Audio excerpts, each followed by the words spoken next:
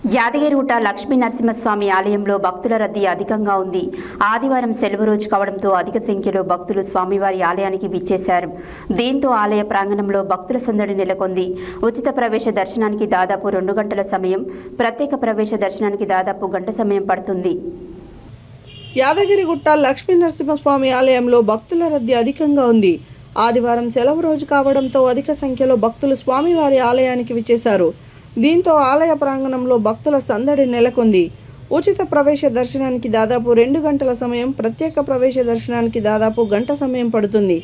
ఆర్జిత సేవలు, నిత్య పూజల్లో పాల్గొని మొక్కులు తీర్చుకుంటున్నారు భక్తులు.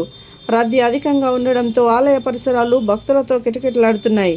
నిత్య కళ్యాణం, లడ్డు ప్రసాదం కౌంటర్లు, సత్యనారాయణ స్వామి వ్రత మండపం, కొండ కింద కళ్యాణకట్ట, పుష్కరిణి, వాహనాల పార్కింగ్ వద్ద భక్తుల సందడి నెలకొంది.